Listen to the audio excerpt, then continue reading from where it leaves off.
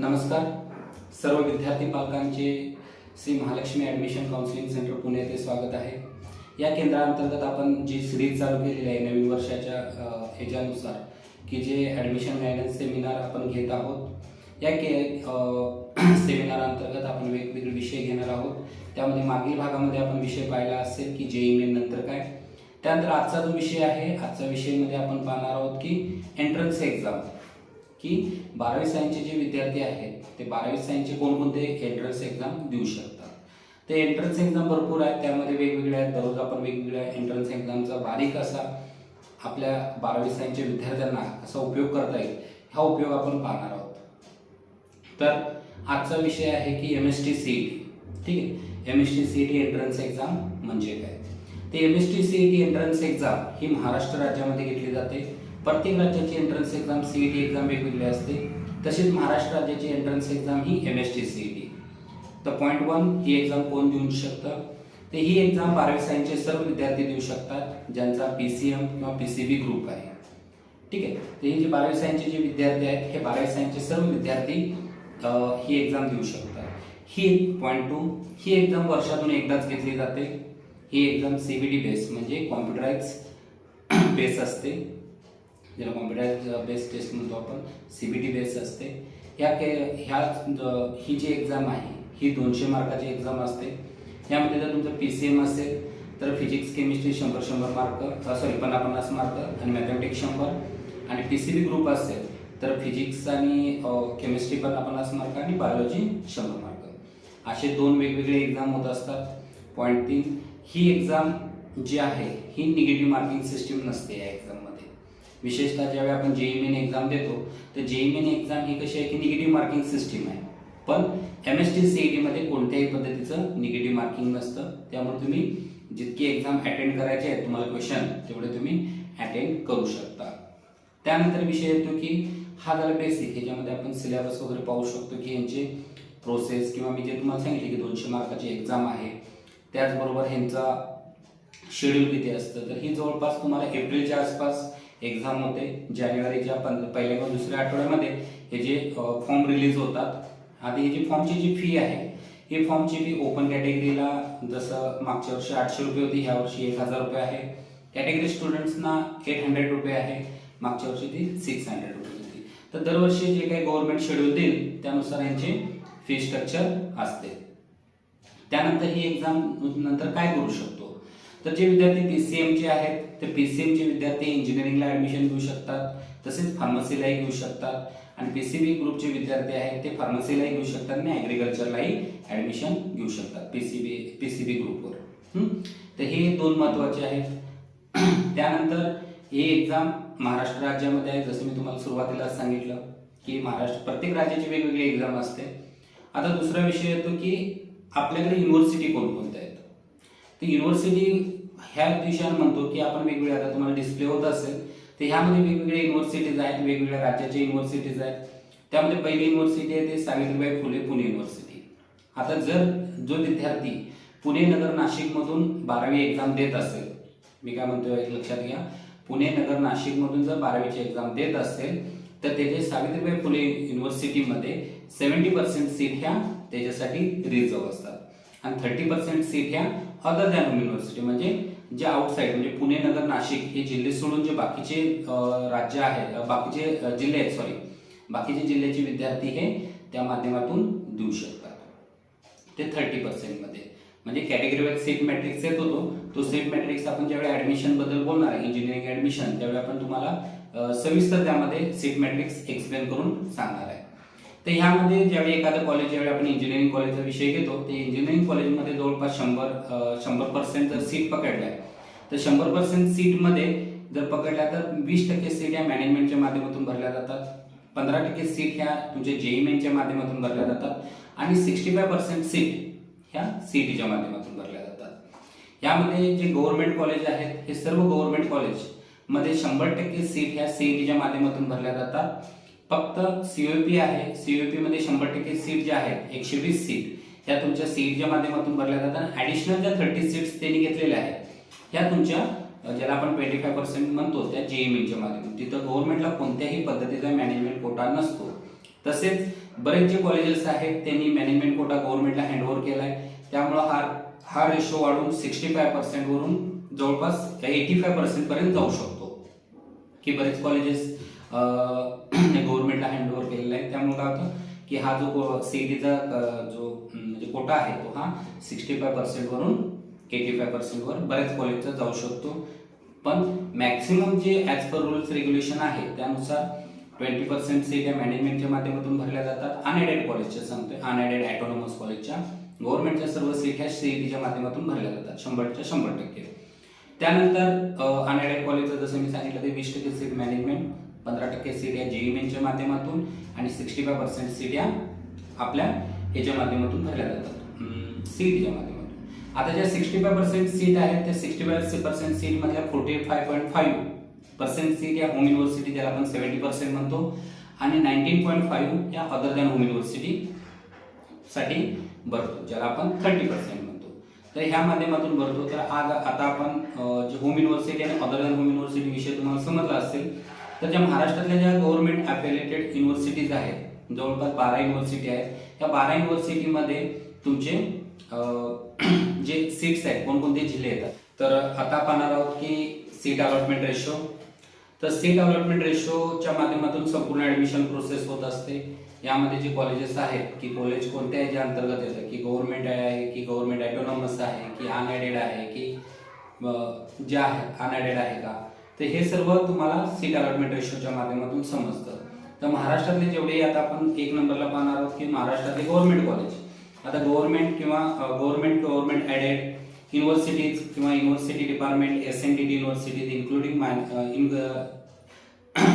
SNDT universities. आता एखादं government autonomous college असेल जसं सीयूपी, तर सीयूपीच्या ज्या सीट आहेत गव्हर्नमेंट ऑटोनॉमसच्या ह्या 100% सीट या स्टेट लेवलवर भरल्या जातात. ठीक आहे.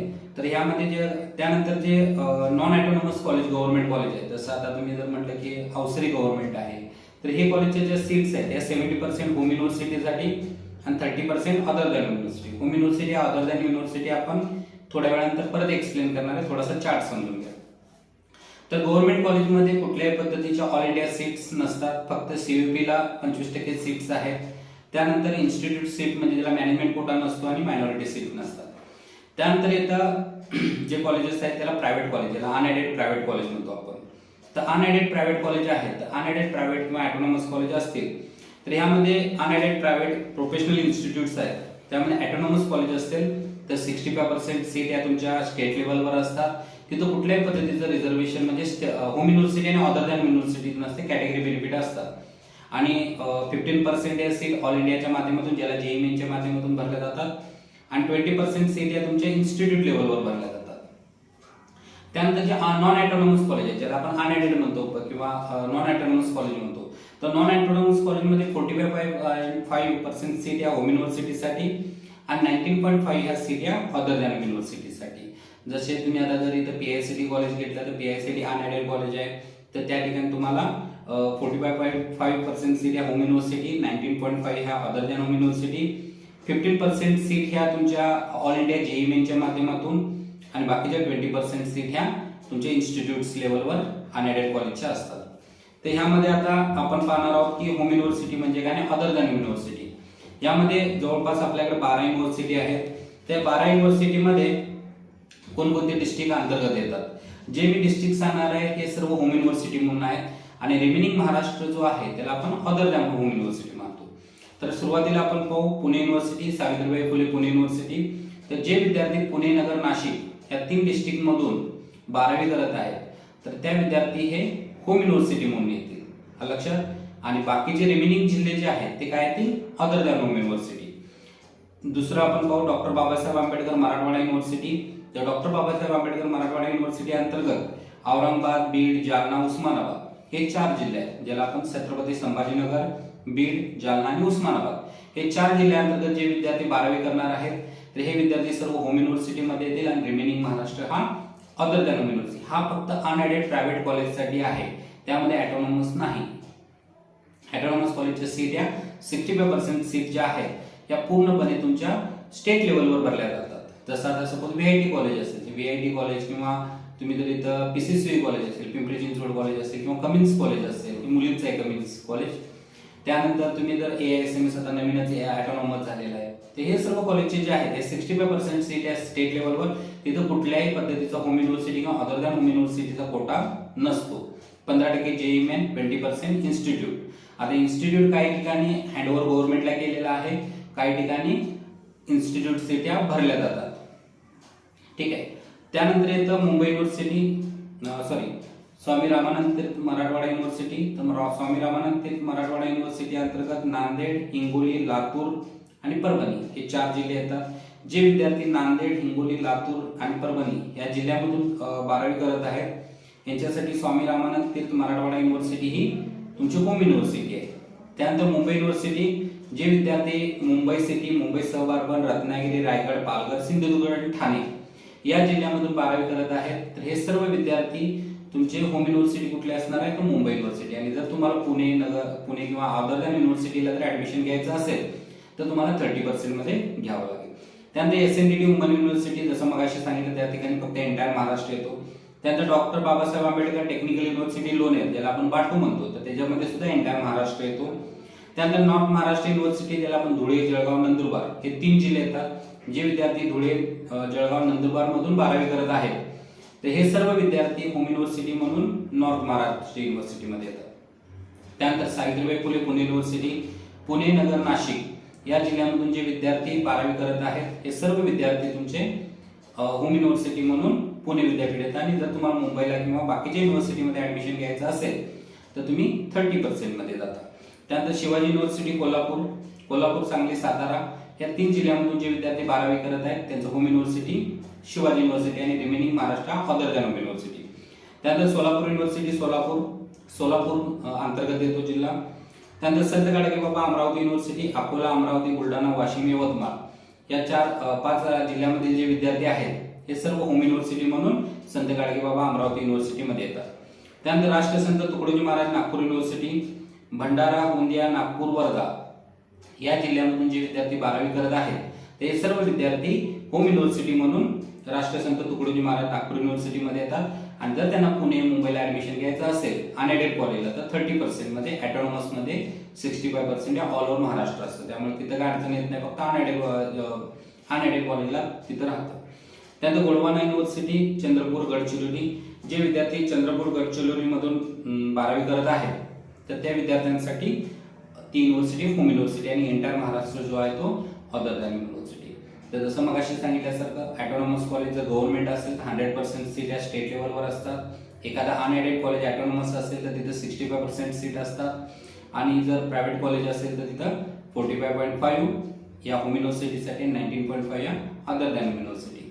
आणि गव्हर्नमेंट कॉलेजमध्ये 70% सीट या होम युनिव्हर्सिटीसाठी आणि 30% सीट या अदर दॅन युनिव्हर्सिटी. आणि तिथं कुठल्याही पद्धतीचा इन्स्टिट्यूट कोटा किंवा ऑल इंडिया सीट्स नसतात. CUP मध्ये मागील वर्षापासून जे JEE मेनचे सीट्स आहेत या जवळपास 25% सीट्स आहेत या JEE मेनच्या माध्यमातून भरल्या जातात. ठीक आहे.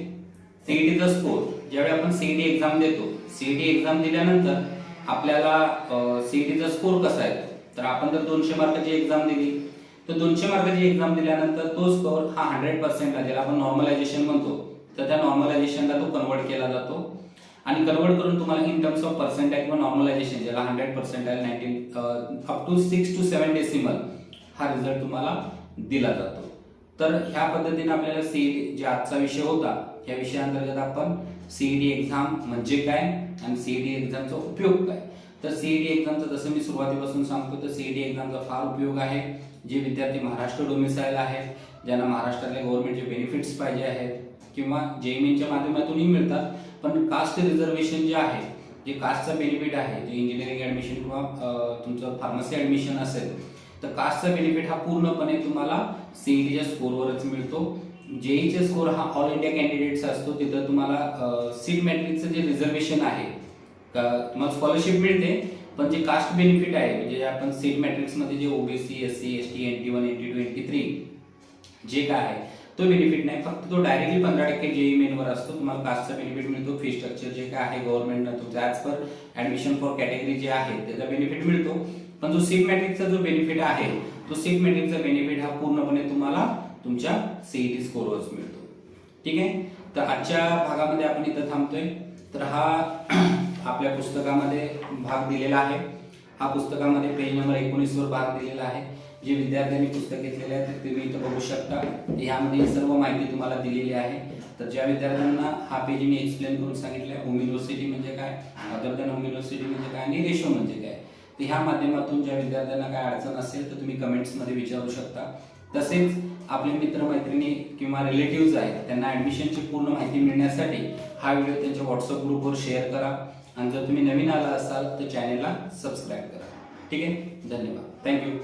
काय अडचण आली तर कॉल करा.